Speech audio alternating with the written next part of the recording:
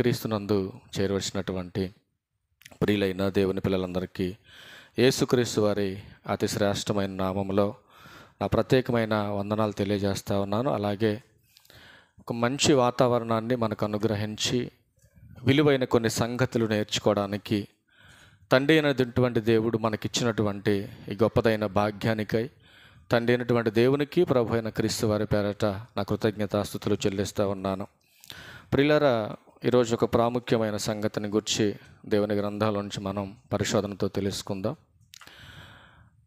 క్రైస్తవ కుటుంబంలో నెమ్మది లేదెందుకు? క్రైస్తవ కుటుంబంలో నెమ్మది లేదెందుకు? నెమ్మది అనే పదానికి సరైనటువంటి అర్థాన్ని ఇచ్చేటటువంటి మాటలు కొన్ని చెప్పగలరు ఎవరైనా? నెమ్మది అంటే ఏంటి? నా కాన్సెప్ట్ ఏంటి? క్రైస్తవ కుటుంబంలో నెమ్మది లేదెందుకు, లేదా దేవుని కుటుంబంలో నెమ్మది లేదెందుకు? అర్థమవుతుందా? ఇదే కాన్సెప్ట్. చాలా జాగ్రత్తగా మనం ఆలోచించేద్దాం. ఈరోజు దేవుణ్ణి నమ్ముకొని దేవుని మందిరానికి వస్తున్నటువంటి వారికి నెమ్మది లేకపోతే, అందరం కలిసి ఉంటే నెమ్మది ఉంటుందండి, లేదా మనం అనుకున్నది సాధించేసి మనం సమకూర్చేసుకుంటే నెమ్మది ఉంటుందండి, ఆస్తులు సంపాదించుకుంటే నెమ్మది ఉంటుందండి, మనం అనుకున్నవన్నీ సమకూర్చుకుంటే మనకు నెమ్మది వస్తుందండి అనుకునే వాళ్ళు కూడా లేకపోలేదు. అసలు ఒక కుటుంబానికి ఏదైనా సమకూరాలన్నా, మనము సమకూర్చుకోవాలన్నా అది దేవుని కృప కావాలి. ఈరోజు మనం సంతోషంగా ఉండాలన్నా దేవుని కృప మనకు అవసరం. కనుక ప్రియులారా, నెమ్మది అనేటటువంటి పదానికి మీకు అర్థాలు తెలిస్తే ఒక 2-3 మాటలు చెప్పండి. నేను కూడా వినాలని ఆశపడుతున్నా.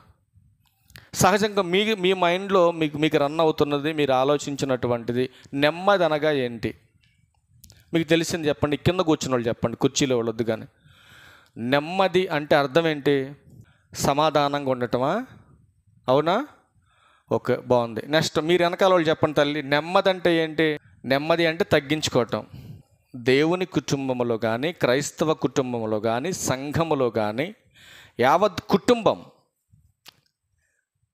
దాన్ని ఏకవచనంగా మనం విడదీసుకొని కుటుంబాన్ని గురించి చూసినా కుటుంబంలోని నెమ్మది లేదు, సంఘాలలోని నెమ్మది లేదు, సమాజంలో కూడా నెమ్మది లేదు. ఈరోజు క్రైస్తవులని పిలువబడుతున్న వారికి ఏంటి అసలు? దీనికి మూలం ఏంటి? ఎందుకు నెమ్మది లేదు ఈరోజు నేను నెమ్మది కలిగి ఉన్నాను అన్నోళ్ళు ఉన్నారు? ఎవరైనా ఉన్నారండి?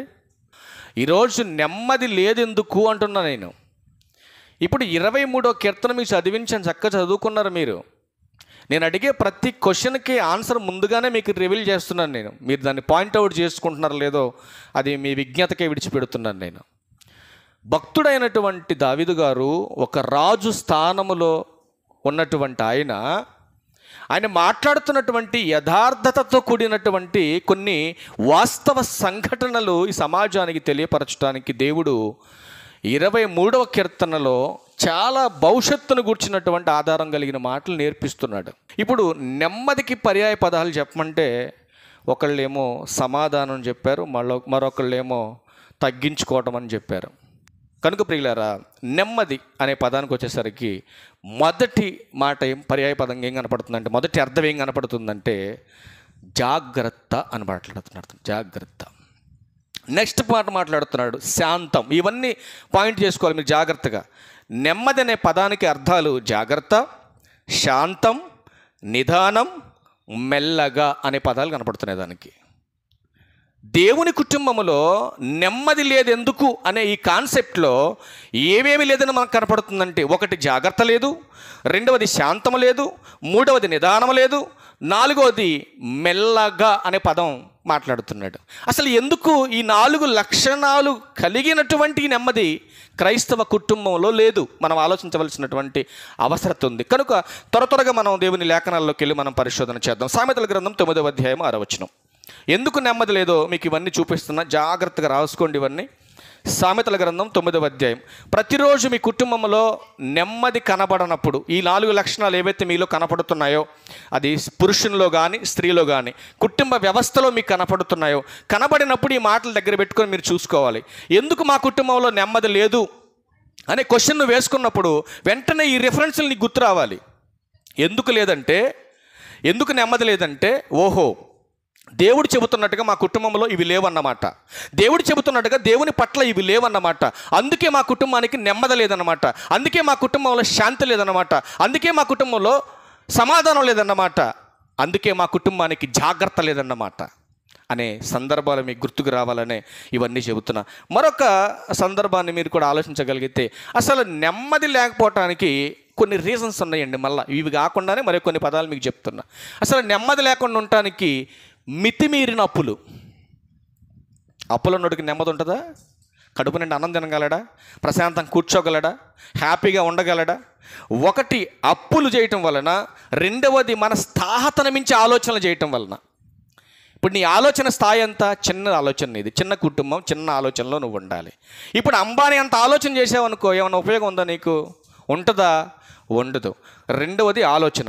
మూడవది ఆశ. ఆలోచన వేరు, ఆశ వేరండి. ఆలోచన వేరు, ఆశ వేరు. ఇప్పుడు దేవుని కృప వలన నేను కారు కొనుక్కున్నా. ఇప్పుడు అయ్యగారి కారు నాకు వస్తే బాగుండు, నాకు అమ్మితే బాగుండు, నాకు నేను కొనుక్కుంటే బాగుండు అని ఆశపట్ట న్యాయం ఉందా? ఉందా? పోనీ 4 రోజులు తిప్పుకుంటానంటే డీజిల్కి పీటర్లు గడుచుకొని తిప్పుకోతే ఇస్తా నీకు, సోమవారం నుంచి శనివారం దాకా. మితిమీరినటువంటి ఆలోచనలు. ఇప్పుడు పక్కన వాళ్ళు ఫ్రిడ్జ్ కొనుక్కున్నా, నీకెందుకు అంత ఆశ, అంత ఆలోచన? ఇదొకటి. దీనివల్ల కూడా మనిషికి నెమ్మది ఉండదు. ఒకటి అప్పుల వలన నెమ్మది ఉండదు, రెండవది ఆలోచన, అధికమించిన ఆలోచన వలన కూడా. అంటే ఆలోచన లేని మనిషి ఉండడు. చూపిస్తాం మీకు రెఫరెన్స్లు కొన్ని. ఆలోచన లేని మనిషి ఉండడు, ఉంటాయి. కానీ ఏంటంటే మనకున్న పరిధిలో, మనకున్న దాన్ని బట్టి మనం ఆలోచించాలి. అంతేగాని మీ ఆయన గారికి రోజుకు 300 కూలి వస్తుంటే నువ్వు 600 ఆలోచన చేసావనుకో, అప్పుల పాలు అవుతావా లేదా? మూడవది ఏంటంటే ఆశలు.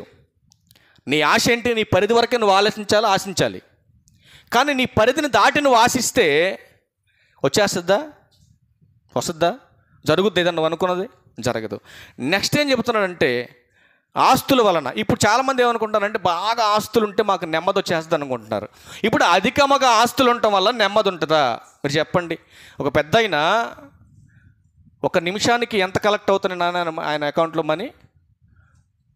రిలయన్స్ వాళ్ళకి ఎన్నో కోట్లు, 1 నిమిషానికి ఎన్నో కోట్లు రిసీవ్ అవుతుంది అమౌంట్. ఇప్పుడు తన కొడుకును చూశారు మీరు, అమ్మాని గారి కొడుకును చూశారు. ఇన్ని వేల కోట్లు, అంటే ఇక వేల కోట్లు కూడా కాదు, వర్ణించడానికి లెక్క సరిపోదు, కానీ ఎగ్జాంపుల్ చెప్తున్నా. కొన్ని లక్షల కోట్ల రూపాయలు డబ్బు ఉన్నటువంటి వ్యక్తి నెమ్మదిగా బ్రతుకుతున్నాడు అనుకుంటున్నారా మీరు? ఏసీలో ఉంటే కొడుకు బతకడు. ఆరోగ్యాన్ని కాపాడుకోగలిగాడా? పోనీ ప్రాణం కాపాడుకోగలుగుతాడా? పడలేడు. కానీ దేవుడు ఏమంటాడంటే బైబిల్లో, కష్టపడి తెచ్చుకున్నటువంటి కష్టార్జితం అనుభవించాలన్నా, మీరు వండుకున్నటువంటి తిండి తిని మీరు ఒంటికి పట్టించుకోవాలన్నా, ఇదిగో మీరు పంట వేసారు, ఆ పంట పండినటువంటి పంట ఇంటికి చేరాలన్నా, దానిని అనుభవించడానికి ఆయన ఏమంటున్నాడు తెలుసండి? నా కృప మీకు కావాలంటున్నాడు. దానికి ముందు అసలు ఎందుకు మన కుటుంబాలకు నెమ్మది లేదో, ఏంటి దీని వెనకాల ఉన్నది ఒకసారి మనం చూడగలిగితే ప్రియులారా, దేవుడు ఏం చెబుతున్నాడో తన పిల్లలుగా చూడండి. సామెతల గ్రంథం 9వ అధ్యాయం 6వ వచనం చూడండి. ఇక జ్ఞానము లేని వారై ఉండక బ్రతకండి. ఏమంటున్నాడండి సొలొమోను గారు? జ్ఞానం లేకుండా అసలు మీరు బ్రతకలేరు అంటున్నాడు ఆయన. అంటే ఇప్పుడు బ్రతకటానికి, మన కుటుంబానికి నెమ్మది రావటానికి మనకేం అవసరం ఇప్పుడు చెప్పండి? జ్ఞానం కావాలి. ఇప్పుడు ఏం చెప్తున్నాడు? జ్ఞానం కలిగి తెలివి కలగచేయు మార్గంలో చక్కగా నడువుడి. క్లారిటీగా ఉందా ఈ మాట మీకు? జ్ఞానం కలిగి తెలివి కలిగిన మార్గంలో చక్కగా నడువుడి. ఏమండి, బాగుందా? అంటే ఇప్పుడు చక్కగా నడిస్తేనే నెమ్మది వస్తుందా మన కుటుంబానికి? తెలివి కలిగి ఉంటేనే మన కుటుంబానికి నెమ్మది వస్తుందా? ఎస్, ఖచ్చితంగా వస్తుంది. మరి నెమ్మది వస్తుంది ఆయన మార్గంలో నడవమని చరిత్రలో కొందరికి చెప్పాడు దేవుడు. చరిత్రలో కొందరికి చెప్పాడు దేవుడు. చెబితే వాళ్ళు ఏం చేశారో తెలుసండి? మేమందులో నడవము. ఇప్పుడు చెప్పండి, నెమ్మది వస్తుందా నడవకపోతే? నడిస్తే నెమ్మది వస్తుందని దేవుడు చెబుతుంటే మేము అందులో నడవమని ఇశ్రాయేలు అంటున్నారు. మరి నడవనప్పుడు నెమ్మది ఎందుకు వస్తుంది కుటుంబానికి? ఇర్మియా గ్రంథం 6వ అధ్యాయం, ఇర్మియా గ్రంథం 6వ అధ్యాయం వచనము 16. సాక్షాత్తు దేవుడు ఇర్మియా గారితో చెబుతున్నాడండి. యెహోవా ఎలాగూ సెలవిచ్చుచున్నాడు, మార్గములలో నిలిచి చూడుడి, పురాతన మార్గములను గూర్చి విచారించుడి. ఏమండి, ఎందుకు విచారించాలి? అసలు విచారం అనేది దేనికి వస్తుంది? డిస్టర్బ్ అయినటువంటి వ్యక్తి, కన్ఫ్యూజ్ అయినటువంటి వ్యక్తి ఏది డిసైడ్ చేసుకోవాలో, ఏది నిర్ణయించుకోవాలో తెలియనప్పుడే కదండి. అవునా? ఇప్పుడు ఏ మార్గాన్ని వెళ్ళాలో వాళ్ళకి అర్థం కావట్లేదు. ఐగుప్తు నుంచి బయలుదేరినప్పుడు ఒకే మార్గం చూపించాడు దేవుడు. కానీ వాళ్ళు ట్రావెల్ చేస్తున్నటువంటి అతి కొద్ది సమయంలోనే ఎవడి మార్గాన్ని వాడు ఎంచుకున్నారు. ఎవడి మార్గాన్ని వాడు ఎంచుకొని దేవుని మార్గంలో నడిచేవాళ్ళు కొరత అయిపోయారు. అలా డిస్టర్బ్ అయ్యి ఎవరి మార్గాలు వాళ్ళు ఎంచుకొని వెళ్ళిపోయి అసలు కుటుంబాలకి నెమ్మది లేనటువంటి పరిస్థితి వాళ్ళకి వచ్చేసింది. ఎవరి కుటుంబం చూసిన అనేకమైన బాధలో, అనేకమైనటువంటి శోధనలో, ఎన్నో రకరకాలైనటువంటి విపత్తులతో సంఘం అంటే ఒక సంఘంగా నడుస్తున్నటువంటి వీళ్ళు, క్రమంగా పోతున్నటువంటి వీళ్ళు ఆ మార్గం తప్పేసరికి వాళ్ళ కుటుంబాల్లో నెమ్మది కరువైపోయింది. నెమ్మది కరువైపోయేసరికి ఇప్పుడు మళ్ళీ దేవునికి ప్రార్థన చేయటం మొదలుపెట్టిన తర్వాత ఇర్మియా గారిని పంపించి చెబుతున్నాడు, ఒరే నాయన, మరలా మీ మార్గాల్ని సరిచేసుకొని మరలా ఈ మార్గంలోకి రండి, మీకు నెమ్మది వస్తుంది అని అంటే వాళ్ళు అంటున్నారు కదా, మేలు కలుగు మార్గమేది అని అడిగి అందులో నడుచుకొనుడి, అప్పుడు మీకు నెమ్మది కలుగును. చాలా తల్లి ఒక్క నిమిషం అక్కడ ఆగుదాం. ఇప్పుడు ఏం చెప్పాడు? ఏ మార్గాన్ని నడవాలని అంటే చెప్తున్నాడు అక్కడ. అసలు నెమ్మది కలిగిన మార్గం ఏదో, మేలు కలిగిన మార్గం ఏదో మీకు తెలియకపోతే నాయన, మీకు జ్ఞానం లేకపోతే అడిగి తెలుసుకొని, ఇప్పుడు హాస్పిటల్కి మంచి డాక్టర్ ఎవరైనా అడుగుతామా లేదా? మంచి బట్టలు ఏ షాపులో అమ్ముతారని అడుగుతామా లేదా? మంచి మెడిసిన్ ఎక్కడ దొరుకుతుందని అడుగుతామా లేదా? మంచి ఫుడ్ ఏ రెస్టారెంట్ దొరుకుతుందని అడుగుతామా లేదా? అడుగుతాం. ఇన్ని అడిగే మనం ఏ మందిరంలో, ఏ మార్గంలో, ఏ సేవకుడు ఎలాంటి బాధ చేస్తున్నాడో అడిగి తెలుసుకోవాలా వద్దా? ఖచ్చితంగా అడగాలి. ఇదే అడగమని చెబుతుంటే వాళ్ళు ఏమంటున్నారు చూడండి. మీకు నెమ్మది వస్తుంది నాన్న ఈ మార్గంలో నడవండి, వాళ్ళు ఏమంటున్నారు చూడండి. అయితే వారు ఏమంటే దేవుడు ఏం చెప్పాడండి? జాగ్రత్తగా వినాలి మీరు. మేలు కలుగు మార్గం ఏదని అడిగి అందులో నడుచుకొనుడి, అప్పుడు మీకు నెమ్మది కలుగును అని దేవుడు చెప్తుంటే వాళ్ళు అంటున్నారు, అయితే వారు మేము అందులో నడుచుకోనమని చెప్పుచున్నారు. ఏమంటే నెమ్మది వస్తుందిరా బాబు నడవంటారా అని ఆయన చెప్తుంటే వీళ్ళు ఏమంటున్నారు? మేము నడుచుకోమంటున్నారు. ఇప్పుడు నడవనోడికి నెమ్మది ఉందా చెప్పాలి. దేవుని మాట ప్రకారం నడవని వాడికి నెమ్మది ఉందా? దేవుడు లేకపోయినా మాకేం పర్లేదులేండి, మాకు డబ్బు ఉందలేండి, మాకు అధికారం ఉందలేండి, మాకు నెమ్మది వస్తుందిలేండి అని మీరు అనుకుంటే కొన్ని మాటలు చూపిస్తాం మీకు బైబిల్లో. ఇప్పుడు ఏమంటున్నాడు? మీరు నడిస్తే మీకు నెమ్మది అంటున్నాడు ఆయన. అంతేనా? మీరు నడిస్తే నెమ్మది అంటున్నాడు, నడవకపోతే నెమ్మది లేదు. ఇప్పుడు నడుస్తున్నాం మనం, ఓకే బాగానే ఉంది, నడుస్తున్నటువంటి మనం ఎవరికి ఇష్టానుసారంగా నడవాలి. మొదటి మాట ఏంటంటే మార్గంలో నడిస్తే నెమ్మది. నడుస్తున్నాం బాగానే ఉంది, నడుస్తున్న మనం ఎవరికి ఇష్టంగా నడవాలి. లోకాసువార్త 2వ అధ్యాయం 14వ వచనం చూద్దాం ప్రియులారా. లోకాసువార్త 2వ అధ్యాయం 14వ వచనం. సర్వోన్నతమైన స్థలములో దేవునికి మహిమయు, అండర్లైన్ చేసుకోండి, ఆయనకిష్టులైన మనుషులకు భూమి మీద సమాధానము కలుగునుగాక అన్నట్టు. జాగ్రత్తగా వినాలి. ఆయన మార్గంలోకి వచ్చేసాం. ఆయన మార్గంలోకి వచ్చినటువంటి మనం ఎవరికి ఇష్టంగా నడుచుకోవాలి? ఏమ్మా చెప్పాలి. ఎవరికి ఇష్టంగా నడుచుకోవాలి? దేవునికి ఇష్టంగా నడవాలి, దేవునికి ఇష్టంగా ప్రవర్తించాలి, దేవుని ఇష్టానుసారంగానే బ్రతకాలి. దేవుని యొక్క వాక్యానుసారమైనటువంటి ప్రవర్తన జీవితాన్ని మనము అనుసరించి ప్రవర్తిస్తున్నప్పుడు, ఆయనకిష్టులుగా మనం కనపడినప్పుడు మన కుటుంబానికి నెమ్మది వస్తుంది. ఇప్పుడు ఆయన మార్గంలోకి వచ్చేసాం, ఆయన మార్గంలో ఆయనకిష్టులుగా ఉంటున్నాం. ఆయన మార్గంలోకి వచ్చి ఆయనకిష్టులుగా ఉంటున్నటువంటి మనం ఎవరికి భయపడాలి?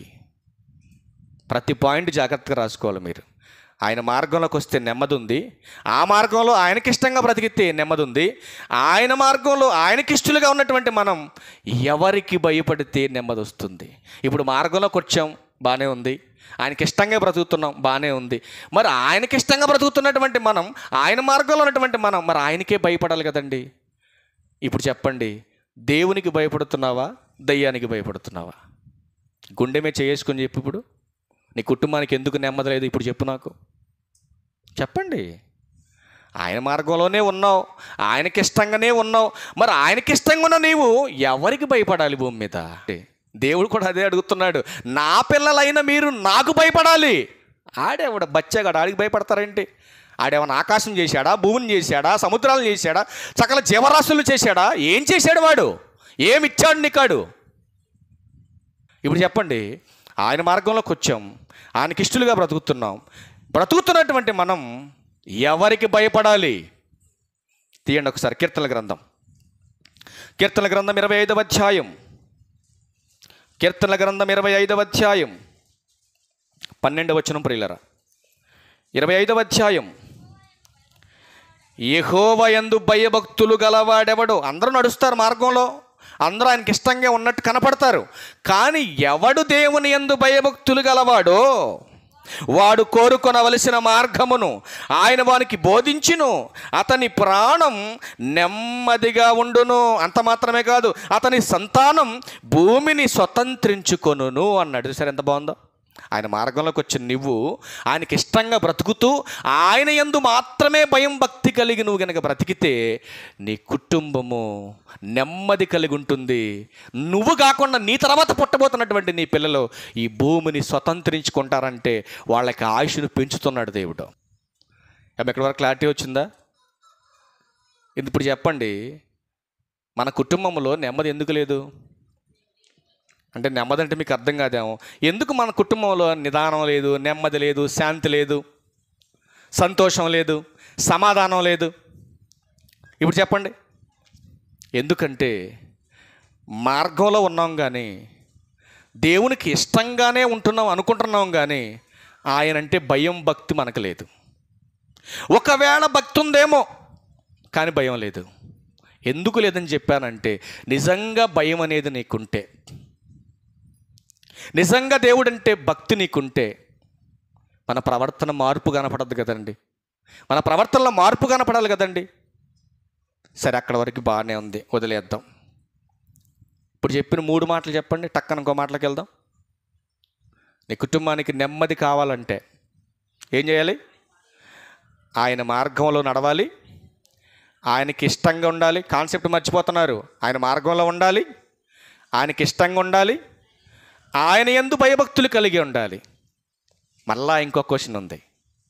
ఆయన మార్గంలోకి వచ్చాం, ఇష్టంగా ఉంటున్నాం, ఆయనకి భయభక్తులు కలిగి ఉంటున్నాం. భయభక్తులు కలిగి ఉండేటటువంటి మన మనసు ఎవరి మీద ఆనుకొని ఉండాలి? మన మనసు దేని మీద ఆనుకొని ఉండాలి చెప్పాలి ప్రియులారా మీరు. యెషయా గ్రంథం 26వ అధ్యాయం 3వ వచనం ఎవరి మీద ఆనుకోవాలి చెబుతున్నాడు. యెషయా గ్రంథం 26వ అధ్యాయం 3వ వచనం, ఎవని మనసైతే నీ మీద ఆనుకొనునో వానినే నీవు పూర్ణ శాంతి గలవానిగా కాపాడుదువు, ఏలయనగా అతడు నీ యందు విశ్వాసముంచి ఉన్నాడు. ఇప్పుడు 4 మాటలు చూపించాను మీకు, అవునా? 4 మాటలు చూపించాను. ఆయన మార్గంలో ఉండాలి, ఆయనకి ఇష్టంగా ఉండాలి, ఆయన యందు భయభక్తులు కలిగి ఉండాలి, ఆయన మీదే మన మనసు అనుకొని ఉండాలి. అంతేకాని మనిషి ఏమో ఎక్కడుండి మనసేమో వర్షం వస్తుందో బట్టలు తడిచిపోతున్నాయేమో అటు వెళ్ళింది. ఏమైనా మందిరానికి వచ్చినప్పుడు నీ మనసు, మందిరం విడిచెళ్ళి బయటికి వెళ్ళినప్పుడు నీ మనసు, సమాజంలో ఉన్నప్పుడు నీ మనసు మందిరంలో ఉన్నప్పుడు మాత్రమే వాక్యం మీద దేవుని మీద ఆధారపడటం కాదు. మందిరంలో ఉన్నప్పుడు దేవుని మీద ఆధారపడాలి, నీ కుటుంబంలో ఉన్నప్పుడు ఆధారపడాలి, సమాజంలో ఉన్నప్పుడు ఆధారపడాలి. ఒంటరిగా ఉన్నా కూడా నీ మనసు సెల్ ఫోన్ మీద కాదు తల్లి, దేవుని మీదే అనుకొని ఉండాలి. అవునా?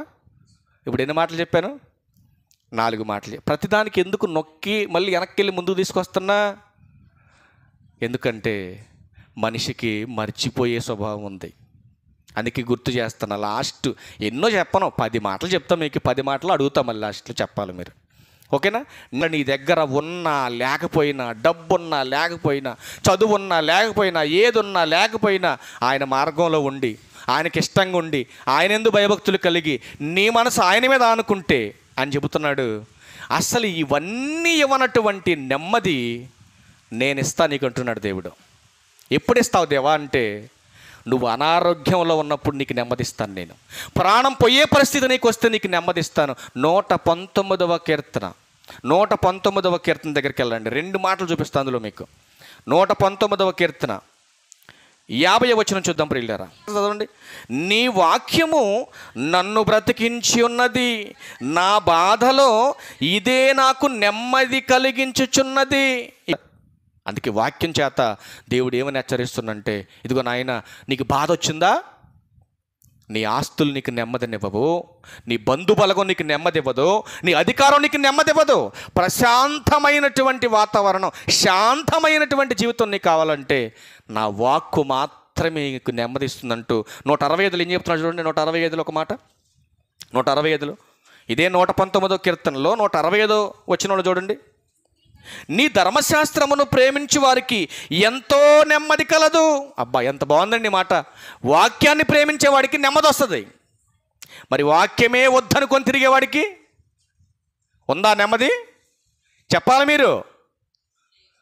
వాక్యాన్ని ప్రేమించేవాడికి, వాక్యాన్ని గైకొనేవాడికి, వాక్య ప్రకారం బ్రతికేవాడికి నెమ్మది ఉంది. చెప్పండి, ఆయన మార్గంలోకి వచ్చిన మనం ఆయనకి ఇష్టంగా బ్రతకాలి. ఆయనకి ఇష్టంగా బ్రతికే మనం ఆయన యందు భయభక్తులు కలిగి బ్రతకాలి. ఆయన యందు భయభక్తులు కలిగి బ్రతుకుతున్నటువంటి మన మనసు ఆయన మీద ఆనుకోవాలి. అప్పుడు ఆనుకున్నటువంటి మన మనస్సు, మన స్థితిగతులను బట్టి నీకు కష్టం వచ్చినా, బాధ వచ్చినా, ఏదొచ్చినా నీ కుటుంబానికి నెమ్మది తీసుకొచ్చి పెడతాడు ఆయన. నెమ్మదిస్తాడు ఆయన తీసుకొచ్చి నీ కుటుంబానికి. ఏమండి, మరి ఆలోచనలు ఉండటం తప్పు అంటారా అని అంటే ఆయన చెబుతున్నాడు. ఒక మాట చూద్దాం. 94వ కీర్తనలో ఒక మాట చెబుతున్నాడు చూడండి. 94వ కీర్తన 19వ వచనంలో ఒక మాట చెబుతున్నాడు. నా అంతరంగమందు విచారములు హెచ్చుగా ఉన్నను నీ గొప్ప, చూడండి ఏమంటున్నాడు ఇక్కడ, ఏమంటున్నాడు ఇక్కడ, నా అంతరంగమందు విచారములు హెచ్చుగా నీ గొప్ప ఆదరణ నా ప్రాణమునకు నెమ్మది కలుగజేయుచున్నది. అది దేవుని చిత్తానుసారమైనటువంటి విచారమై ఉండాలి.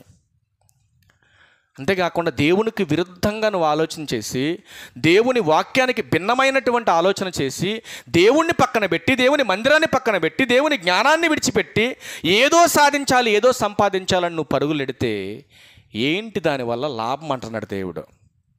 మరి ఏం చేయమంటారు అయ్యా అని అడిగితే బైబిల్ దాని చక్కటి సమాధానం చెప్తుంది. ఏం చేయమంటారంటే, సంతుష్టి సహితమైన దైవభక్తి గొప్ప లాభ సాధనం అన్నాడండి. ఇప్పుడు 6 దినాలు పని చేసుకున్నావు. ఈ 6 దినాలు పని చేసుకోవడానికి ఆయుష్ ఇచ్చింది ఎవరు నీకు? దేవుడు. ఆరోగ్యాన్ని ఇచ్చింది ఎవరు? దేవుడు. నువ్వు కష్టపడిన రూపాయిని సేవ్ చేస్తుంది ఎవరు? దేవుడు. మీ భార్య కాదు సేవ్ చేసేది. నువ్వు దేవుడు కృప ఇచ్చాడు కనుక ఆ రూపాయిని నీ భార్యకి ఇస్తే నీ భార్య సేవ చేస్తుంది. మరి 6 దినాలు ఈ జీవితానికి బ్రతుకు దేవుడు నీకు ఆరోగ్యాన్ని ఇచ్చి, ఆయుష్నిచ్చి నేను కాపాడితే మరి మందిరానికి రావా? మందిరం వద్దా నీకు? మందిరంలోకి వచ్చి దేవుని మాటలు వినవా? డబ్బుతో ఏదైనా కొనగలవా? డబ్బుతో కొనలేనిది ఒకటి ఇచ్చాడు దేవుడు మనకి. కానీ దాన్ని ఉచితంగా మనం సంపాదించాలి. వెల కట్టలేనిది ఇది. వెల కట్టలేనటువంటిది విలువైన వాక్యం చేత కొనాలి. విలువైన వాక్యం చేత సంపాదించాలి. యేసుక్రీస్తు ప్రభువారు ఈ మహాజ్ఞానం వాళ్ళకి అర్థం కాక వ్యర్థం చేసుకుంటున్నారని హృదయాంతరంగంలో ఉన్నటువంటి ఆలోచన ఎరిగిన యేసుక్రీస్తు ప్రభువారు వాళ్ళందరి దగ్గర పిలిచి అంటున్నాడు కదా, ఒరే నాయన, ఒక చిన్న సామెత చెప్తాను, ఆన్సర్ చేయండి రా అన్నాడు. చెప్పు ప్రభు, మేము చెప్తాం అన్నప్పుడు ప్రభు గారు అంటున్నాడు, ఒకడు లోకమంతా సంపాదించుకొని తన ప్రాణమును పోగొట్టుకుంటే ఈ సంపాదించిన వాటితో దేనితో దాన్ని పొందగలరా చెప్పండి మీరు అన్నాడు యేసుక్రీస్తు ప్రభు వారు. దేంతో కొనగలరా ప్రాణాన్ని? ఇంకొద్ది రోజులు బ్రతకాలంటే దేవుని కృప కావాలి, నీ డబ్బు కాదు, నీ బలుపు కాదు. ఈరోజు చిన్న చిన్న విషయాలకి మనం గర్వం తెచ్చుకొని ఎగిరెగిరి పడుతున్నాం. ఎంత మన బతుకెంత, మనం ఎంత అండి భూమి మీద? నీటి మీద తేలిన బుడగ వంటిది. బుడగ ఎంతసేపు ఉంటుందండి? అన్నం వండేటప్పుడు స్త్రీలు ఎక్కువగా వంట చేసేటప్పుడు గిన్నె మీద మూత ఎలా తీయగానే ఆవిరి వస్తుంది బయటికి. ఎంతసేపు కనపడుతుంది తల్లి ఆవిరి? మూత తీసినప్పుడు మాత్రమే కనపడుద్ది. ఏది? ఆ పాత్రలోంచి బయటకు వచ్చేటప్పుడు. ఆ తర్వాత మూత పెట్టి చూడండి, కనపడుద్దేమో ఆవిరి? కనపడదు. అది నీ బతుకు, నా బతుకు భూమి మీద. మరి దేనికి చిన్న జీవితంలోనే కుటుంబంలో నెమ్మది లేదు, సంఘంలో నెమ్మది లేదు, సమాజంలో నెమ్మది లేదు. వాడంటే వీడికి పడదు, వీడంటే ఆడికి పడదు. ఏం పట్టుకెళ్దామని పోయేటప్పుడు ఏం పట్టుకెళ్తారు చెప్పండి? అసలు నెమ్మది ఎందుకు లేదు క్రైస్తవ కుటుంబానికంటే ఆయన క్లారిటీ ఇస్తున్నాడు కదా. జనమంతా, ఈ సమాజం అంతా అనుకున్నారు డబ్బు ఉంటే, డబ్బు సంపాదించుకుంటే చాలు నెమ్మది వస్తుందని అనుకున్నారు. దానికి ఒక సవాలుగా ఒక మాట చెప్పాడు ఆయన. చూద్దాం ఒకసారి ఆ మాట ఏంటో. సామెతల గ్రంథం 15వ అధ్యాయం 16వ వచనం చూడండి ఏమంటున్నాడు. ఏమండి, కష్టపడొద్దని దేవుడు ఎక్కడ చెప్పాలి? 66 పుస్తకాల్లో. సంపాదించుకోవద్దని అస్సలు ఎక్కడ చెప్పలేదు దేవుడు. నువ్వు కష్టపడాలి, కష్టపడినటువంటి దాని చేత నీ కుటుంబాన్ని పోషించాలి, దానివల్లనే నువ్వు బ్రతకాలని దేవుడు హెచ్చరించాడు. కానీ దేవుణ్ణి పక్కన పెట్టి దేవుని మందిరానికి రాకుండా నేను సంపాదించిన ఆస్తుల వలన, నేను సంపాదిస్తున్న కష్టార్జితం వలన నేను సంతోషంగా ఉండాలనే ఆలోచన తప్పని నేను చెబుతున్నా. 6 దినాలు పని చేసుకో, హ్యాపీగా ఆరోగ్యాన్ని ఇస్తాడు దేవుడు, సంతోషాన్ని ఇస్తాడు, నెమ్మదిని ఇస్తాడు, నీ రూపాయి సేవ అయింది. కానీ ఆ ఒక్క దినం ఏదైతే దేవుడు మందిరానికి రమ్మని చెబుతున్నాడో, రా మందిరానికి. నువ్వు వేసిన పంట నీ ఇంటి చేరకపోతే అప్పుడు నన్ను అడుగు, నువ్వు అనుకున్నది జరగకపోతే నన్ను అడుగు. నేను చెప్పినట్టుగా విని నువ్వు మందిరానికి రా, ఒక్క నెల రోజులు చూడు, యథార్థంగా బ్రతుకు. ఇప్పుడు నేను చూపించిన ప్రాసెస్ ప్రకారం బ్రతుకు. నీ కుటుంబానికి నెమ్మది రాకపోతే, నీ కుటుంబం శాంతిగా లేకపోతే బైబిల్ ఇడిచిపెడతాను నేను. ఎందుకు ఇంత కఠినంగా చెబుతున్నాను నేను? నెమ్మది లేకుండా విస్తారమైన ధనము కంటే. ఏమండి, ఏదుంటే వస్తుందంట నెమ్మది? ఏదుంటే వస్తుందంటండి? కంటిన్యూషన్ మొత్తం చదువు ఆ మాట. నెమ్మది లేకుండా విస్తారమైన ధనముండుట కంటే యెహోవా యందలి భయభక్తులతో కూడా కొంచెం కలిగి ఉండటం మేలన్నాడు. ఏమంటే, నెమ్మది లేని ఆస్తి ఎంత ఉంటే ఏంటి ఒరిగేది? ప్రతిరోజు టెన్షన్. ఈరోజు డాక్టర్ అంతా చెబుతున్నటువంటి మాట ఏంటి తెలుసా అండి? నేను అడిగాను డాక్టర్ గారు మరి ఏంటండి ఎక్కువ చిన్న పెద్ద తేడా లేకుండా అందరికీ షుగర్లు, బీపీలు వస్తున్నాయి, హార్ట్ అటాక్లు వస్తున్నాయి, ఏం డాక్టర్ గారు ఏంటి పరిస్థితి అని అడిగితే డాక్టర్ గారు ఒకటే చెప్పాడండి. మనుషులు మితిమీరినటువంటి ఆలోచనలు, నెమ్మది లేనటువంటి, ప్రశాంతత లేనటువంటి విధానంలో మనుషులు ఇవాళ తయారైపోయారండి. ఎవరిని అడిగినా అసలు క్షణం ఖాళీ లేదండి, క్షణం తీరిక లేదండి. దేనికోసం తీరిక లేనటువంటి సంపాదన, దేనికోసం నీకు శాంతి లేనటువంటి ఇదంతా మీరు ఆలోచించండి. ఇంత సమకూర్చుకొని ఇంత దగ్గర పెట్టుకున్నాం, మనం దగ్గర పెట్టి అనుభవించే సమయానికి మనం వెళ్ళిపోతున్నాం. వెనకాలంలోని సోమరపోతుని చేసి దేనికి పనికిరాని చేసి పోతున్నావు నువ్వు ఆలోచించు. కూడబెట్టద్దని నేను చెప్పట్లా. ఏమన్నాడు ఇక్కడ? నెమ్మది లేకుండా, చూడండి, నెమ్మది లేకుండా విస్తారమైన ధనముండుట కంటే యెహోవా యందలి భయభక్తులతో కూడిన కొంచెమే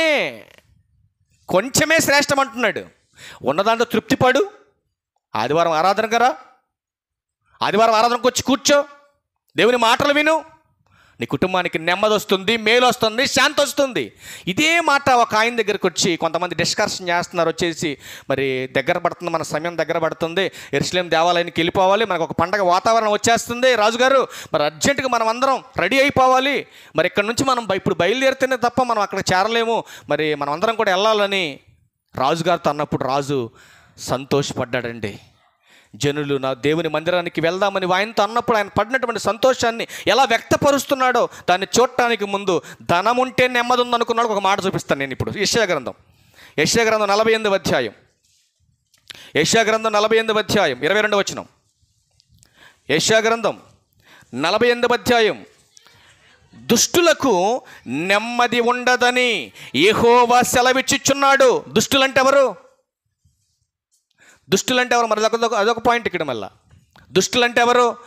దేవునిలోనే ఉంటూ దయ్యపు స్వభావం కలిగిన వాళ్ళు, దయ్యపు క్రియలతో సహవాసం చేసేవారు.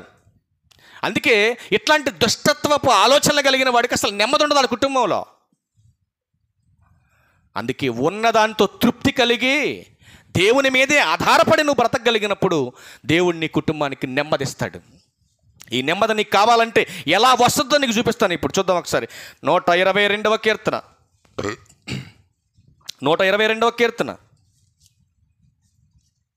7వ వచనం దగ్గరికి వెళ్ళి డైరెక్ట్గా.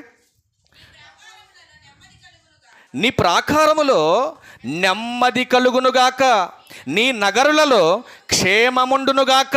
ఎప్పుడు వస్తుంది నెమ్మది, క్షేమం మనకి? అక్కడ ఎరుషలేము ప్రాంతం, ఎరుషలేము దేవాలయాన్ని కూర్చున్నటువంటి సందర్భం అయినా అసలు నెమ్మది అనేది ఎప్పుడు వస్తుంది కుటుంబానికి? మన కుటుంబానికి ఎప్పుడు వస్తుందంటే ఆయన ప్రాకారం ఎక్కడైతే ఉందో, ఆయన మందిరం ఎక్కడైతే కట్టబడిందో ఆ మందిరానికి వచ్చినటువంటి వారికి నెమ్మది వస్తుంది. ఎలా వస్తే నెమ్మది వస్తుంది? మొదటి వచనం, యెహోవా మందిరమునకు వెళుదామని జనులు నాతో అనినప్పుడు నేను సంతోషించి తిని ఉందా సంతోషం మందిరానికి రావడానికి నీకు? వెళ్ళకపోతే అయ్యగారు ఏమనుకుంటాడో, వెళ్ళకపోతే ఇంటి పక్కన వాళ్ళు ఏమనుకుంటారో, వెళ్ళకపోతే రేపొద్దున ఏమొచ్చి పడద్దో అనుకుని ఆచారబద్ధంగా వస్తున్నావే తప్ప అసలు దేవుని మందిరానికి వెళితే నా స్థితిగతులన్నీ మారిపోతాయి. నేను చేసే పని ఏమవుతుంది? సఫలమవుతుంది. నా ఉద్దేశాలు నెరవేరుతాయి. దేవుడు నా కుటుంబానికి నెమ్మదిస్తాడు, క్షేమమిస్తాడు. అందుకే 23వ కీర్తన లాస్ట్ మాటలో చెప్పాడు. ఏం చెప్పాడు? నేను బ్రతుకు దినములన్నీయు కృపాక్షేమములు నా వెంట వస్తాయి. చిరకాలం దేవుని మందిరంలో నేను ఉండాలి. ఆయనే నాకు ఇస్తాడు ఇవన్నీ. నా కుటుంబానికి సంపద ఇవ్వగలిగేది ఆయన. నేను చేసే పనంతా కూడా సఫలం చేసేది ఆయన. నా కోరికను సిద్ధింప చేసేది ఆయన. నాకు ఆరోగ్యాన్ని ఇచ్చేది ఆయన. నా కుటుంబానికి, నా సంపదకి ప్రొటెక్షన్ ఇచ్చేది ఆయన. నా హృదయానికి, నా మనసుకి నెమ్మదిని ఇవ్వగలిగేది ఆయన. మందిరములో ఆయన మాట మాత్రమే తెలుసుకున్నాడు కనుకనే ఆయన అంటున్నాడు, ఇదిగో జనులు నాతో యెహోవా మందిరముకు వెళుదామని చెప్పినప్పుడు నేను సంతోషించాను. ఎందుకో తెలుసా సంతోషం? ఆయన మందిరంలోకి వెళ్తే మాత్రమే ఈ నెమ్మది నాకు దొరుకుతుంది. డబ్బులో, ఈ అధికారంలో, ఈ ప్రాపర్టీలో లేదు నెమ్మది అనుకున్నాడు రాజు అయినటువంటి దావీదు గారు. ఇప్పుడు చెప్పండి, ఎందుకు లేదు మన కుటుంబాల్లో నెమ్మది? దావీదు గారు వలె మందిరానికి వెళ్ళటం మనకు సంతోషం లేదు కనుక. అవునా? దావీదు గారులా మందిరానికి వెళ్ళటానికి మనకు సంతోషం లేదు, అందుకే మన కుటుంబాల్లో నెమ్మది లేదు. మనం అనుకున్నాం మందిరానికి దూరమైనా పర్లేదు కానీ పని మానేయకుండా మనం పని చేసుకొని డబ్బు సమకూర్చుకుంటేనే మనకు నెమ్మది అనుకున్నారు ఈ క్రైస్తవ్యం. అందుకే ఈ క్రైస్తవ్యానికి నెమ్మది లేదు. ఏమండి, ₹1,00,00,000 ఇంట్లో ఉన్న నెమ్మది లేకపోతే ఎందుకు లాభం చెప్పండి మీరు? అవునా కదా? ఒంటి నిండా రోగాలు వేసుకొని ఇంటి నిండా డబ్బు ఉంచుకొని ఉపయోగం ఏముంది? అర్థమవుతున్న మాట మీకు? ఒంటి నిండా రోగాలు వేసుకొని ఇంటి నిండా డబ్బు ఉంటే లాభం ఏంటి? అందుకే చెబుతున్నాడు, నువ్వు వేసిన పంట ఇంటికి రావాలన్నా, నువ్వు తిన్న కూడు అరగాలన్నా, నీ కుటుంబానికి నెమ్మది కావాలన్నా, అష్టైశ్వర్యాలతో నువ్వు పోగాలన్నా ఏం చెయ్యాలో లాస్ట్గా ముగింపు మాట చూసుకొని ముగించేద్దాం మనం. ఇక ప్రసంగి గ్రంథం దగ్గరికి వెళ్ళండి. సొలొమోను గారు మాట్లాడుతున్నాడు. ప్రసంగి గ్రంథం 5వ అధ్యాయం 10వ వచనం దగ్గరికి వెళ్దాం ప్రియులారా. ఏమంటున్నాడు చూడండి, జాగ్రత్త వినండి ప్రియులారా ఈ మాటలు. చదువునానా? ద్రవ్యమును అపేక్షించువాడు ద్రవ్యము చేత తృప్తి నొందడు, ధన సమృద్ధిని అపేక్షించువాడు దాని చేత తృప్తి నొందడు, ఇది కూడా వ్యర్థమే. ఏమండి, అసలు ఈ మాటలు చెప్తే క్రైస్తవులకు నచ్చుతాడా? ఏ పాస్టర్ గారైనా నచ్చుతాడా? నచ్చుతాడండి ఎవరికైనా? ఎవరికి నచ్చడు. దీని భావం అర్థమైందా? చదువుకున్నారు కానీ మీరు. ద్రవ్యమును అపేక్షించువాడు దాని చేత తృప్తి నొందడు, ధన సమృద్ధిని అపేక్షించువాడు అంటే ధనాన్ని ఆశపడి సంపాదించుకొని కూడబెట్టి దాన్ని డెవలప్మెంట్ చేయాలనే ఆశ ఉన్నవాడు దాని చేత తృప్తి పొందడు. సంపాదించాలని ఆశ ఉంది. ఎంత కాలంలో సంపాదించాలి? నీకు ఒక టైం లిమిట్ ఇచ్చాడు, ఒక కాలాన్ని ఇచ్చాడు దేవుడు నీకు. 6 దినాలు పనిచేయి, నిశ్చయముగా నీ చేతుల కష్టార్జితము నువ్వు అనుభవిస్తావు. ఈ లాజిక్ అర్థం కాల క్రైస్తవ్యానికి. ఆశ అనేది ప్రతి ఒక్కరికి కూడా సంపాదించాలని, తప్పులే సంపాదించు, ఆశపడు, కానీ సంతుష్టి ఉండాలి. సంతుష్టి చూద్దాం ఒకసారి. ఆ మాట దగ్గరికి వెళ్ళొద్దాం, వెనక్కి ముందుకు వద్దామా? ముందుకెళ్ళి వెనక్కి వద్దాం ఒకసారి. తిమోతి గారికి రాసినటువంటి పత్రిక దగ్గరికి వెళ్ళండి. తిమోతి గారికి రాసిన మొదటి పత్రిక 6వ అధ్యాయం వచనము కూడా 6 గాను 5 నుంచి వద్దాం, బాగుంటుంది, మీకు అర్థం కావాలి కదా. మరి ఏ మనసు? చెడిపోయిన మనసు కలిగి డబ్బు నేను బాగా సంపాదించాలి, డబ్బు నేను బాగా కూడబెట్టాలి. ఏ మనసుతో చెడిపోయింది. ఎలా చెడిపోయింది? మందిరానికి రాకుండా, దేవుని మాట వినకుండా, దేవుని యందు భయభక్తులు లేకుండా, దేవుని కృప నాకు కావాలని కోరుకునే ఆశ చెడిపోయినటువంటి ఆశ. ఇట్లాంటి ఆశతో నువ్వేమనుకుంటున్నావు? వాక్యానికి పక్కన పెట్టి ఈ దైవభక్తి లాభసాధనం అనుకునే మనుషుల వ్యర్థ వివాదం కలుగుచున్నది అన్నాడు. ఎప్పుడు లాభం అనుకుంటున్నాడు? చెడిపోయిన మనసు కలిగి, సత్యహీనులంటే అసలు వాక్యం మీద అవగాహన లేకుండా వాక్యాన్ని పక్కన పెట్టేసి దేవుని కృప నాకు ఉండాలి. ఏది నువ్వు పొద్దున్నే బయలుదేరిపోయేటప్పుడు మందిరానికి రాకుండా ప్రార్థన చేసుకొని పోయి అయ్యగారికి ఫోన్ చేసి ప్రార్థన చేయించుకొని పోయి ఏంటది లాభమా? లాభం అది అనుకుంటున్నారు మీరు? లాభం అని దేవుని ప్రొటెక్షన్ లేకుండా ఏం చేస్తావయ్యా నువ్వు? చూపిస్తున్నా, మీకు కొన్ని మాటలు చూపిస్తా ముగింపులో. అందుకేమన్నాడు ఇక్కడ? సంతుష్టి సహితమైన దైవభక్తి గొప్ప లాభ సాధనమైనది. మనం ఈ లోకంలోనికి ఏమీ తేలేదు, ఇందులో నుంచి ఏమీ తీసుకొని పోలేము. 6 దినాలు పని చేసుకోమని ప్రారంభంలో చెప్పాడండి. ఇప్పుడుది స్టోరీ, ఎప్పుడుదండి స్టోరీ? 6 దినాలు పని చేసుకోరా, భార్యను బతికించుకో, బిడ్డలను బతికించుకో, తల్లిదండ్రులను బతికించుకో, కుటుంబాన్ని పోషించుకో. ఆ 7వ దినాన నువ్వు బతకాలి కదరా, సంపాదించిన కష్టాజితాన్ని అనుభవించాలంటే ఆ 7వ దినాన రారాడు కూర్చోరా అంటున్నాడు దేవుడు. విన్నారా దౌర్భాగ్యులు? అందుకే ఏం చెప్పాడు? సంగమా, వారు ఆశించినట్టు చెప్పాడా లేదా? ఇప్పుడు తప్పెవరదా? దేవుడిదా మీదా? దేవుడు చెప్పాడండు. అసలు దేవుడు చెప్పాడంట ఆయన మాట తప్పడో.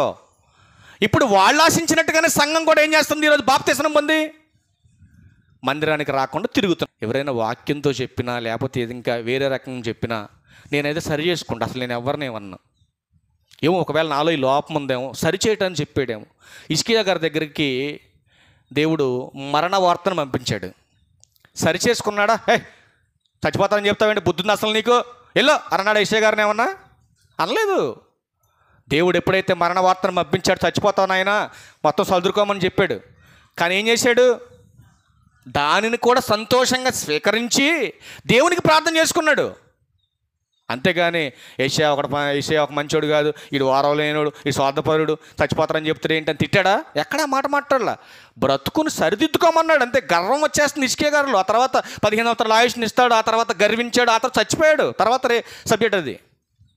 కానీ ప్రియులారా, మీరు గమనించండి, సంతుష్టి సహితమైనటువంటి దైవభక్తి గొప్ప లాభ సాధనమైంది. 6 దినాలు పని చేసుకున్నావు, రా మందిరానికి కూర్చో, మందిరం వచ్చి కూర్చో. రేపటి నుంచి పనిచ్చేది ఎవరు? ఆయన. ఒకవేళ పని చేయాలంటే నీకేం కావాలి? ఆరోగ్యం కావాలి. మరి ఆరోగ్యం లేకుండా, పని లేకుండా నువ్వేం చేస్తావు? దేవుడు కూడా చూస్తాడండి, సమయం కనిపెడుతున్నాడు దేవుడు ప్రతి ఒక్కరికి. నాకైనా మీకైనా, నేను సక్రమంగా పని చేయకపోయినా నాకు సమయం కనిపెడతాను, నన్ను కూడా తప్పెత్తాడు. మనమేనంతే. సక్రమంగా దేవుడిచ్చిన అవకాశాన్ని మనము జ్ఞానంగా ఆలోచించి సద్వినియోగపరుచుకొని మందిరానికి వచ్చి ఆయన మాటలు విని మనల్ని మనం ప్రొటెక్షన్ చేసేటటువంటి వాక్యాన్ని విన్నామా, కొంతకాలం ఫ్యామిలీతో సంతోషంగా ఉంటావు. ఇది బైబిల్ చెప్తుందండి. మీరు తిట్టుకున్నా నాకేం పర్లేదు, నన్ను తిట్టుకోండి, మీ ఇష్టానుసారంగా దూషించుకోండి, నాకేం భయం లేదు. కానీ దేవుడు చూస్తున్నాడు, దేవుడు వింటున్నాడు. మీరు బాగుండాలి, మీ కుటుంబం బాగుండాలి. ఈరోజు పుల్లయ్య గారు చచ్చిపోయి వెళ్ళిపోయాడు. పబ్లిక్ చెప్తున్నా మీకు, పుల్లయ్య గారు చచ్చిపోయి వెళ్ళిపోయాడు. 4 కొడుకులు ఉన్నారు. భర్త స్థానాన్ని ఎవరైనా భర్తీ చేయగలరా? సుశీలమ్మ గారికి చేయగలరండి ఎవరైనా? మీరు ఆలోచించండి ఒకసారి. 3 కొడుకులకు పెళ్ళిళ్ళు అయిపోయింది, ఇంకొకటి రెడీగా ఉన్నాడు పెళ్లి చేసుకోవడానికి. వాడు పెళ్లి చేసుకున్నాడు, వాడు వేరే కాపురం పెట్టుకుంటాడు. ఇప్పుడు తల్లి ఒక్కత అయిపోద్ది. ఇప్పుడు ఎవడో పట్టించుకోకపోతే ఏంటి ఆ తల్లి పరిస్థితి? మీరు చెప్పండి. అంటే పట్టించుకోరని నేను చెప్పట్లేదండి, మళ్ళీ అట్ట నామే సటర్ లేకండి. ఇప్పుడు ఎవరో పట్టించుకోకపోతే తల్లి పరిస్థితి ఏంటి? ఇప్పుడు పెద్దోళ్ళు అయ్యారు కాబట్టి పిల్లోళ్ళు పెద్ద ప్రాబ్లం లేదు. ఇప్పుడు చిన్న పిల్లోళ్ళు ఉన్నప్పుడే నువ్వు దేవుని మాట వినకుండా ఉంటే ఒక్కడిని ఇంటి యజమాని తీసేసాడు అనుకో, ఇప్పుడు ఆ చిన్న పిల్లల్ని వేసుకుని ఆ తల్లి ఏం చేయాలి మీరు చెప్పండి? దేవుడు కోరుకున్నట్టుగా, దేవుడు చెప్పినట్టుగా ఆయన మందిరంలోకి వస్తే రోగం తగ్గేదేనా? కొంతకాలం బతికేవాడువైనా? నువ్వు దేనికి పనికిరానోడుగా, పనికి మాలినోడుగా భూమి మీద తిరుగుతుంటే అవసరమా నీకు? భార్యను బట్టయినా, బిడ్డలను బట్టయినా, ఒక కుటుంబాన్ని దేవుడు నాకు ఎందుకు ఇచ్చాడు? ఈ కుటుంబ ప్రొటెక్షన్ ఎవరు చూసుకుంటారు? ఎప్పుడైనా కాసేపు యజమానిగైనా యజమానురాలైనా కాసేపు ఒంటరి కూర్చున్నప్పుడు ఈ క్షణమే నేను చచ్చిపోతే నా పిల్లల పరిస్థితి ఏంటి, నా భర్త పరిస్థితి ఏంటి ఆలోచించి ఒకసారి. నేను ఎన్నోసార్లు ఆలోచించానండి. ఆ రోజే దేవుడు నన్ను తీసుకెళ్ళిపోతే పిల్లల పరిస్థితి ఏమైపోయింది అని ఒకరోజు ఆలోచించాను. కానీ ఈసారి చావులోంచి బయటకు వచ్చినప్పుడు నేను ఆలోచించాలి. ఎందుకంటే ఈ క్షణం నేను చచ్చిపోయినా సంఘం పరిచర్య ఆగదు, కుటుంబ పోషణ కూడా ఆగదు. ధైర్యంగా, అందుకే చెప్తాను ధైర్యంగా, ఈ క్షణం దేవుడు నన్ను తీసుకెళ్ళిపోతే సంతోషంగా వెళ్ళిపోతాను, నాకేం ప్రాబ్లం లేదు. అందుకే చావును కూడా నేను లెక్క చేయనని చెప్పేది అందుకే. కానీ ప్రియులారా, జరిగిపోయిన తర్వాత కూర్చొని ఎడితే ఉపయోగం లేదు. ఉందా ఏమన్నా? పెద్దోళ్ళు ఏంటి సామెత చెప్తారు? చేతులు కాలేక ఏంటి లాభం దానివల్ల? దేవుడు చెప్పాడు కాల్తాయి చేతులు, జాగ్రత్త అన్నాడు. కానీ వినట్లా మనం. అందుకే దేవుడు ఏమంటున్నాడంటే ఒక్క మాట చెబుతున్నాడు, నీ కుటుంబానికి నెమ్మది కావాలా? నీ కుటుంబానికి నెమ్మది కావాలా? నెమ్మది కావాలంటే మార్కెట్లో అది దొరకదు. పోనీ ఆన్లైన్లో దొరుకుద్దా? ఫ్లిప్కార్ట్లో, అమెజాన్లో దొరుకుద్దా? బాగా బుక్ చేసేవాళ్ళకి తెలుసుద్ది, అది బాగా దొరుకుద్దమ్మా ఎక్కడైనా నెమ్మది? అస్సలు దొరకదు. మరి ఎక్కడ దొరికిద్ది? ఎక్కడ దొరికిద్ది నెమ్మది? బైబిల్లో చెప్పాడండి దేవుడు. ఎంత అద్భుతమైనటువంటి గ్రంథం రాయించాడండి. ఇప్పుడు చూద్దామా? ప్రసంగి గ్రంథం 5వ అధ్యాయం 10వ వచనం చదువుకున్నాం కదా. 11 దగ్గరికి వెళ్దాం. ఆస్తి ఎక్కువైన ఎడల దాన్ని భక్షించి వారును ఎక్కువ అవుదురు. నిజమే కదండి. మన దగ్గర డబ్బు బాగుందనుకోండి, ప్రతి ఒక్కడు మన ఇంటికి వస్తాడు, ప్రతి ఒక్కడు మనతో మాట్లాడతారు. అదే డబ్బులు లేకపోతే, ఇప్పుడు డబ్బులు లేకుండా అన్ని జబ్బులే ఉన్నాయి అనుకుందాం కాసేపు. ఇప్పుడు డబ్బులు లేవు, అన్ని జబ్బులే ఉంటాయి. అసలు ఒక్కడైనా వస్తారా మన ఇంటికి? మీరు చెప్పండి. ఒక్కడైనా స్నేహితుడు ఉంటాడా? ఒక్కడైనా మన పలకరిస్తారు అసలు ఎవడైనా? పోని జబ్బులు లేవు కాసేపు అనుకుందాం, అన్ని డబ్బులే ఉన్నాయి మన ఇంట్లో. అసలు ఆ చివరి నుంచి బయలుదేరింది మొదలు. అసలు పలకరీనోడు కూడా పలకరిస్తారు మనల్ని. అవునా కాదా? అవునా కాదా? ఇప్పుడు అందుకే దేవుడు ఏం చెప్పాడంటే, డబ్బు ఎక్కువైతున్న కొద్దిగా దానిని భక్షించువారు కూడా ఎక్కువ అవుతారన్నమాట. దాన్ని కంటిన్యూషన్ చేయండి అన్నమాట. కన్నులారా చూచుటయేగాక ఆస్తి పరునికి తన ఆస్తి వలన ప్రయోజనమేమి. అందుకే ఇక్కడ సొలొమోను గారు అంటున్నాడు, కన్నులారా చూచుట తప్ప ఆస్తిని. కండిషన్ చేయమ్మా. ఆస్తి ఎక్కువైన ఎడల దాన్ని భక్షించువారు ఎక్కువగుదురు. కన్నులారా చూచుటయేగాక ఆస్తి పరునికి తన ఆస్తి వలన ప్రయోజనమేమి.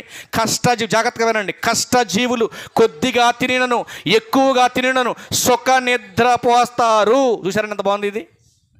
కష్టపడి తెచ్చుకున్నోడు కొద్దిగా తిన్నా, కడుపు నిండా తిన్నా ప్రశాంతంగా పడుకుంటాడండి. చివరిగా ఒక మాట చూసుకుని మనం క్లోజ్ చేద్దాం. చివరిగా 19 వచ్చిన దగ్గరికి వెళ్దాం. 18, 19 చదవండి, ఆపేద్దాం ఇక. మరియు కోరదగినది గాను చూడముచ్చటనేది గాను నాకు కనబడినది ఏదనగా, అంటే సొలొమోను గారు అంటున్నాడు, ఏది మంచిదో ఏది కనబడిందో చెబుతున్నాడు. దేవుడు తనకు నియమించిన ఆయుష్కాల దినములన్నీ ఒకడు అన్నపానములు పుచ్చుకొనొచ్చు, తన కష్టార్జితం అంతటి వలన క్షేమముగా బ్రతుకుటే ఇది వానికి భాగ్యం. చూసారండి ఎంత బాగా చెప్పాడో? నువ్వు చేసిన కష్టార్జితం అనుభవించడంలో ఉన్న ఆనందం అసలు ఎందులో ఉండదండి. ఇప్పుడు 10 రోజులు ఎవరన్నా ఫ్రీగా పెట్టారనుకోండి, దాని విలువ తెలుస్తుందా? ఒకవేళ పెట్టినవాడు నీకేమైనా విలువ ఉంచుతాడా? ఇప్పుడు కిందకు వచ్చేసరికి అంటున్నాడు కదా 19లో, మరియు దేవుడు ఒకరికి ధనధాన్య సమృద్ధి ఇచ్చి దాని యందు తన భాగము అనుభవించుటకు, అన్నపానములు పుచ్చుకొనుటకు, తన కష్టార్జితమందు సంతోషించుటకు వీలు కలగ చేసిన ఎడల అతనికి ఆ స్థితి దేవుని ఆశీర్వాదం వలన కలిగినదని అనుకోవలేను అంటున్నాడు. ఈరోజు 100 బస్తాలు మన ఇంటికి వచ్చినాయి అంటే అది ఎవరి గొప్పతనం అని చెప్పాలి? నువ్వు అది దేవుని గొప్పతనం అని చెప్పాలా? ఈరోజు ఒక వాహనం కొని మన ఇంటికి తెచ్చుకున్నామంటే అది ఎవరి గొప్పతనం అని చెప్పాలి? అది నా గొప్పతనం అని నువ్వు చెప్పకూడదు. నెబుకద్నెజరులాగా అలా చెప్పావంటే వెళ్ళిపోద్ది, నీ దగ్గర ఉండదు కది. అవునా కాదా? ఈరోజు తిన్న ముద్ద మన వంట పట్టాలన్నా, ఒక ఆయమన్న ముద్ద మనం తినాలన్నా అది ఎవరి కృప, ఎవరి ఆశీర్వాదం చెప్పాలి? అది దేవుని ఆశీర్వాదం అని మనం చెప్పాలి. ఈరోజు ఈ స్థితిలో నేను ఉన్నానంటే దానికి దేవుడు కారణం, అంతేకాని నీ కష్టార్జితం కాదు అది. ఇప్పుడు నీ కష్టపడటానికి, నువ్వు కష్టం చేయడానికి నీకు ఆరోగ్యం ఇచ్చింది ఎవరు? దేవుడే కదండి ఇచ్చింది. దేవుడు ఆరోగ్యం అయిపోతే ఇక్కడ దాకా వస్తానా నేను? చెప్పండి. యాక్చువల్గా ఈరోజు నేను మెసేజ్ చెప్పన్నానా, నువ్వే మాట్లాడు, నాకు కొంచెం నీరసంగా ఉందంటే మా అబ్బాయి అన్నాడు, డాడీ అట్టాయి అంటలే కానీ నువ్వే మాట్లాడతావు అన్నాడు. నేనే మాట్లాడుతున్నా. మరి ప్రాణం పోతున్నా వాక్యం చెప్పి చచ్చిపోవాలి, అది నా టార్గెట్. అందుకే చివరి మాటలు అంటున్నాడు. ఒక మాట చూడండి, చివరి మాటలు ఏమంటున్నాడు? 5:20లో, అట్టి వానికి దేవుడు హృదయానందము దయచేసి ఉన్నాడు గనుక అతడు తన ఆయుష్కాల దినమును అస్సలు జ్ఞాపకం చేసుకోడు. ఎంత ఆనందం ఉంటుందండి, ఎంత నెమ్మది ఉంటుందండి. ప్రతిదీ కూడా దేవుని కంపేర్ చేస్తే. ఇంకా ఈజీ పాయింట్ ఒకటి చెప్పమంటారా లాస్ట్గా? ఈజీ పాయింట్ మన కుటుంబానికి నెమ్మది రావాలంటే. ఇప్పుడు ఒక మాట అడుగుతా, టక్కన సమాధానం చెప్పండి. ప్రతిరోజు లెగంగానే మా కుటుంబం గురించి కాకుండా, నీ కుటుంబం గురించి కాకుండా, పొరుగువారి కుటుంబాల గురించి ప్రార్థన చేసేవాళ్ళు చేతులు ఎత్తండి. సరే, నీ కుటుంబం గురించి నువ్వు చేసుకోవద్దు, పొరుగు వాళ్ళ గురించి ప్రార్థన చేసేవాళ్ళు అబ్బోయ్ ఎక్కడో ఉన్నారు, కొంతమంది ఉన్నారు. ఎప్పుడు కూడా ప్రార్థన మన గురించి మనం చేసుకోకూడదండి. ఇప్పుడు నీ కుటుంబానికి నెమ్మది కావాలంటే ఒక్క మాట చెప్తా, ఈ సూత్రాన్ని పాటించండి అందరూ. మీ అందరి కుటుంబాలకి శాంతి సమాధానం వస్తుంది. తిమోతి గారికి రాసిన 2వ పత్రిక, క్షమించండి 1వ పత్రిక 2వ అధ్యాయం 1వ వచనం నుంచి కొన్ని మాటలు చూసి ముగించేద్దాం. మనము సంపూర్ణ భక్తియు మాన్యత కలిగి నెమ్మదిగాను సుఖముగాను బ్రతుకు నిమిత్తం అన్నిటికంటే ముఖ్యంగా మనుషులందరి కొరకు, రాజుల కొరకు, అధికారుల కొరకు, విజ్ఞాపనలు, ప్రార్థనలు, యాచనలు, కృతజ్ఞతలు చేయవలెనని హెచ్చరించుచున్నాను. ఇది మంచిది, మన రక్షకుడైన దేవుని దృష్టికి అనుకూలమైనదై ఉన్నది. ఈ మంచి పని ఎవరైతే చేస్తారో వాళ్ళ కుటుంబంలో నెమ్మది ఉంటుంది. ఇది మీరు పాయింట్అవుట్ చేసుకోవాల్సిన ప్రాముఖ్యమైనటువంటి మాట. ఇప్పటిదాకా ఇన్ని చెప్పుకుంటూ వచ్చే చివరిలో చిన్న మొక్క చెప్పాను మీకు, చిన్న లాజిక్ చెప్పాను మీకు. ఏం చేస్తే మన కుటుంబానికి నెమ్మది వస్తుంది చెప్పండి. ఇప్పుడు ప్రార్థన ఎలా చేయాలి? నీకు నచ్చినట్టుగా తిరిగి చేస్తే కుదరదు. అక్కడ సంపూర్ణ భక్తి, లోపం లేని భక్తి నీలో ఉంటే నువ్వు ప్రార్థన చేస్తే నీ కుటుంబానికి నెమ్మది వస్తుంది. ఇప్పుడు చెప్పండి, 10 పాయింట్లు చెప్పాను. ఈ 10 పాయింట్లు ఎంతమంది గుర్తున్నట్టు అక్కడ చెప్పండి. ఆపేద్దాం. నన్ను చెప్పమంటారా? ఏం చెప్పాను? ఫస్ట్ ఆయన మార్గంలో ఉండాలి. నెక్స్ట్ మాట ఏంటి? ఆయనకి ఇష్టంగా ఉండాలి. నెక్స్ట్ మాట ఏంటి? ఆయన ఎందుకు భయభక్తులు కలిగి ఉండాలి. నెక్స్ట్ మాట ఆయన మీద మన మనసు ఉండాలి. నెక్స్ట్ మాట ఏం చెప్పాను? మన మనసు ఆయన మీద ఉండాలి. నెక్స్ట్ మాట ఆయనకు భయపడుతున్నాం, మన మనసు ఆయన మీద ఆనుకుంది. ఆనుకున్నటువంటి మనకు ఆయన ఆదరణ ఇస్తాడు. ఎలా ఇస్తాడు? ఆయన వాక్యం ద్వారా ఇస్తాడు. ఆయన వాక్యం ఎక్కడ దొరుకుతుంది? మందిరంలో దొరుకుతుంది. కాబట్టి మందిరానికి రావాలి, క్షేమస్థితిని పొందుకోవాలి. పొందుకున్నటువంటి మనకు మన కష్టార్జితాన్ని మనం అనుభవించడానికి ఆయన నిత్యము, ఆయన కృప, ఆయన ఆశీర్వాదం, ఆయన మేలుతో మన కుటుంబాన్ని నిత్యము నడిపిస్తాడు, దీవిస్తాడు, కృప చూపిస్తాడు. ఇదంతా కలిగి ఉన్నటువంటి మనం ఏం చేయాలంటే, మనం ఎలాగైతే నెమ్మది కలిగి ఉన్నామో పక్క కుటుంబం కూడా నెమ్మది కలిగి ఉండాలి. పక్క ఊరు బాగుండాలి, పక్క జిల్లా బాగుండాలి, ఈ దేశం బాగుండాలి, ఈ రాజులు బాగుండాలి, ఇలా పరిపాలన బాగుండాలి, ఈ సమాధానం, ఇదంతా నా కుటుంబానికి ఎలా అయితే దేవుడు సమాధానం ఇచ్చాడో ఇదంతా కూడా ఈ యొక్క దేశం అంతా కూడా సమాధానంగా ఉండాలనే సదుద్దేశంతో నువ్వు ప్రార్థన చేస్తే, 10 మంది మేలు కోరితే దేవుడు ఆ శాంతి సమాధానాన్ని నిత్యము నీ కుటుంబానికి తీసుకొచ్చి పెడతాడు. ఇది పాయింట్. ఇప్పుడు చెప్పండి, దేవుని కుటుంబంలో నెమ్మది లేదు ఎందుకు? ఇప్పుడు మీ అందరికీ క్వశ్చన్ ఆన్సర్ చూపించాను, కానీ క్వశ్చన్ ఇప్పుడు నువ్వు వేసుకోవాలి ఎదురు పెట్టుకొని. నేను నా కుటుంబం గురించి తప్ప ఎవడికి నేను ప్రార్థన చేయను, అందుకే నాకు నెమ్మది లేదు. నేను ఆయన మార్గంలోనే ఉంటాగాని ఆయనకు అసలు నేను భయపడను. రెండోది ఏంటి? ఆయన మీద అసలు నేను ఆనుకోను. నేను బొమ్మగా ఎడుంటాను కానీ నా మనసు మాత్రం అది ఎక్కడో ఆనుకుంటుంది వెళ్ళి అని నువ్వు అనుకుంటే నెమ్మది రాదు. నేను చెప్పిన ప్రిఫరెన్స్లు అన్నిటికీ యాంటీకి నువ్వు ఆలోచించుకో, నీకు అర్థమైపోద్ది నెమ్మది ఎందుకు రావట్లేదు. దాన్ని విడదీసి నేను చెప్పనక్కర్లేదు మీకు. కనుక మన కుటుంబానికి నెమ్మది కావాలంటే దేవుని మీద ఆధారపడి ఆయన యందు భయము భక్తి కలిగి ఆయన మాట విని అందరి కొరకు ప్రార్థన చేస్తే మన కుటుంబానికి నెమ్మది వస్తుంది. అంతేగాని అధికారం వలనో, ఆస్తుల వలనో, ఆప్తుల వలనో నెమ్మది మన కుటుంబానికి రాదు. ఇది మీరు గుర్తుంచుకోవాలి. అందుకే చెప్పాడు కదా, దుష్టులకు నెమ్మది ఉండదు. ఆస్తి ఎక్కువైన ఎడల దాన్ని భక్షించేవారు ఎక్కువ అవుతారు. నువ్వు చూడటం తప్ప చేత పట్టుకొని పోయేది ఏమీ లేదు. కనుక సంఘములో ఉన్నటువంటి విశ్వాసులారా, మీరందరూ సమాధానం కలిగి ఉండాలి. ఒక ప్రార్థన కూడికి వెళ్తే ముందు పాస్టర్గా స్టేజ్ ఎక్కగానే అన్నాడు కదా, అమ్మా మీ పక్కన ఉన్న వాళ్ళకి, రైట్ ఉన్న వాళ్ళకి, లెఫ్ట్ ఉన్న వాళ్ళకి ఒకళ్ళు షేక్ అండి, చందనాలు చెప్పుకోండి అంటే అందరూ పెట్టుకున్నారు, కానీ ఒక 3 జంటలు 4 జంటలు పెట్టుకోలేదంట. చూశాడు మరి స్టేజ్ మీద ఉన్నట్టు కనపడతారు కదా అందరూ. ఆ స్టేజ్ పెద్ద స్టేజీలేండి. 4 జంటలు పెట్టుకోవాలా, షేక్ హ్యాండ్ ఇచ్చుకోవాలా. ఏంటి అని అడిగితే, ఇటు పక్క అడిగితే అది నా కాళ్ళు అండి అందుకనే వాళ్ళంది, ఇటు పక్కన అడిగితే ఇంక అడిగేదేమో కనపడుతూనే ఉంటే అది మా అత్త అండి అందుకే నేను ఇవ్వలేదు. మరి సమాధానం లేకపోతే నీ కుటుంబంలో నెమ్మది ఎట్టొస్తుంది చెప్పు?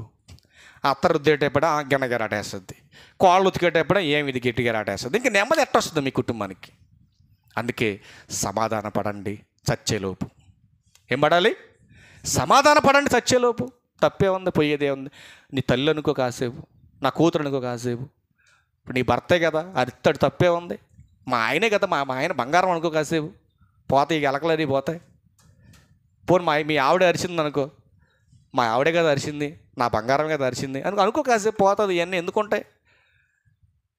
అరిశాడని మనసులో పెట్టుకొని సమాధానం లేకుండా దేవునికి ఎందుకు విరుద్ధంగా మనం బతకాలి చెప్పండి? కలిసిమెలిసి సంతోషంగా హ్యాపీగా దేవుని యందు భయభక్తులు కలిగి ఉండండి. దేవుని కృప, ఆయన కాపుదల నిత్యం మనందరికీ తోడై ఉండి నడిపించాలని క్రీస్తు వారి పేరట మీకు మనవి చేస్తూ ఈ నా మాటలు ముగిస్తాను. అందరికీ వందనాలు. Thank you.